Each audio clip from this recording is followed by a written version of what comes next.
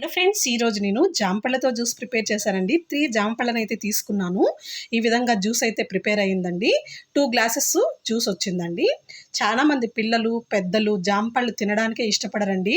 అన్నీ కాస్ట్లీగా ఉన్న ఫ్రూట్స్‌నే తినాలి, అప్పుడే మనకు హెల్తీ ఉంటుంది, మనకు హెల్త్ స్ట్రాంగ్‌గా ఉంటుంది అని అనుకుంటున్నారు. కాకపోతే జామ పళ్ళు సీజనల్ ఫ్రూట్స్ అండి.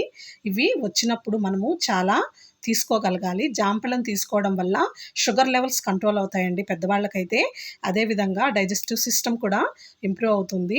చాలా ఆకలవ్వదు అనుకుంటూ ఉంటారు కదా! అలాంటి వాళ్ళకైతే ఆకలి కూడా బాగా వేస్తుంది. చిన్న పిల్లల్లో ఇమ్యూనిటీ పవర్ ఉండాలంటే కంపల్సరీ జాంపళ్ళనైతే మనం ఇవ్వాలి. జామకాయలు తినలేని వాళ్ళు జాంపళ్ళు తెచ్చుకొని ఈ విధంగా జ్యూస్ చేసుకొని తాగొచ్చండి. పిల్లలకి జలుబు చేస్తుంది అంటూ ఉంటారు కదా!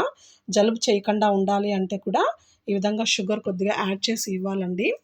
పచ్చి పచ్చివి ఇవ్వడం వల్ల పిల్లలకైతే జలుబు చేస్తుంది. పళ్ళైతే జలుబు కూడా చేయదండి. కాబట్టి జామ పళ్ళనైతే మనము పిల్లలకి ఏ విధంగా అయినా మనము ఇవ్వచ్చండి. అలాగే స్నాక్స్‌కి కూడా కట్ చేసి పంపించొచ్చు. లేదా ఇష్టం లేదు వద్దు మమ్మీ అంటే ఈ విధంగా మనము జ్యూస్ చేసి ఇవ్వచ్చు. ఈవినింగ్ అయినా పర్లేదండి. పిల్లలొచ్చిన తర్వాత జ్యూస్ ప్రిపేర్ చేసి ఇవ్వచ్చు.